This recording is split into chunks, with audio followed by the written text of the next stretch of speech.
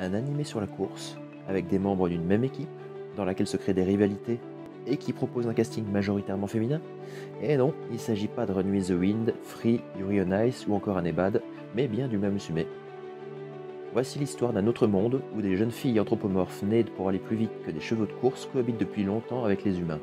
On découvre Tokai Teo, admiratrice de Symbol et Rudolph et qui aspire à remporter la triple couronne. Mais également sa rivale, Meijiro McQueen, l'héritière d'une célèbre famille et qui cherche à remporter une série de victoires dans la course du Tenno Show. Toutes les deux sont à la fois concurrentes et meilleures amies. Ensemble, elles se lancent à la poursuite de leurs rêves. La première saison du Musume était assez avare en originalité. Elle se contentait de garder le même schéma à chaque épisode, en ajoutant quelques péripéties, mais terminant toujours par une course. À côté, Special Week était une héroïne sympathique, mais pas forcément passionnante à suivre, même si sa rivalité avec Suzuka rendait le tout assez intéressant malgré tout. Autant dire que je m'attendais absolument pas à ce qu'allait nous réserver cette seconde saison. Dès le premier épisode, on termine sur une scène de concert courte, mais qui a de quoi ridiculiser bon nombre de productions musicales de ces dernières années, que ce soit par sa chorégraphie ou sa réalisation. Il faut sans doute que je vous explique. En fait, si les filles juments passent la majeure partie du temps à courir, elles s'improvisent également idol lors d'un concert de fin de course, honneur qui est réservé aux trois gagnantes. Je regrette d'ailleurs que cet aspect soit un peu laissé de côté par la franchise, puisque la série penche clairement plus du côté du sport que de la série de musique. Et parlons-en des musiques.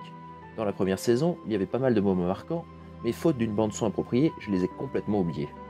Seulement, c'est bien là que s'illustre le plus cette seconde saison, avec des musiques qui nous portent, conférant une intensité plus forte encore aux scènes.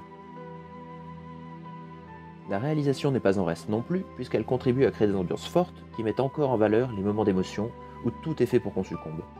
Le réalisateur, Kaio Ekawa, est aussi celui à qui l'on doit les dernières saisons de Kirali Snafu et de Hina Matsuri. Pourtant, c'est lui qui officie sur ces deux saisons du Musume, donc c'est probablement l'arrivée d'un nouvel assistant réalisateur qui a donné ce souffle nouveau à la série. Si l'on veut trouver une raison à cette amélioration globale, c'est peut-être aussi du côté du script qu'il faut aller voir, que ce soit concernant l'écriture des personnages ou des péripéties. D'ailleurs, vous aurez peut-être remarqué dans les extraits qu'il y a beaucoup de personnages différents. Clairement, c'est un animé à waifu. Avec beaucoup de filles au design extrêmement varié pour plaire au plus grand nombre, heureusement, ce ne sont pas juste des designs aguicheurs, et la série sait mettre en avant leurs qualités respectives sans trop se disperser pour autant. La première saison se concentrait sur Special Week et Silent Suzuka, tandis que la seconde met le focus sur Tokai Teo et Meijiro McQueen, qui vont se porter l'une l'autre pour avancer dans leurs objectifs. Et dès l'opening, on sent toute la prestance de ces compétitrices qui sont prêtes à se donner à fond pour leur public.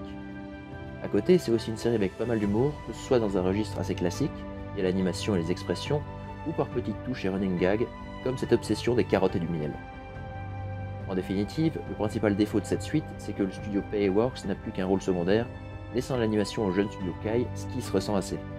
Certaines séquences ne sont pas extrêmement propres et on peut parfois être choqué de voir des personnages en 3D. Heureusement, ces défauts sont nettement compensés par la qualité de la réalisation qui nous porte et nous emporte à chaque nouvel épisode pour proposer une véritable série de sport avec ses entraînements, ses rivalités, ses compétitions, ses blessures et de nombreux moments particulièrement émouvants. J'étais d'abord tombé sur le trailer promotionnel du Musume et le moins qu'on puisse dire, c'est qu'il envoyait du rêve. Au final, on n'a pas eu de romance entre filles malgré le cadre qui s'y prêtait bien, on aura eu assez peu de scènes de concert et d'entraînement variés. Par contre, pour ce qui est des courses, des rivalités, des amitiés, on aura été servi. Ils ont aussi bien retravaillé les designs pour proposer quelque chose de nettement plus flamboyant, avec ces tenues de cérémonie qu'elles arborent pendant les courses.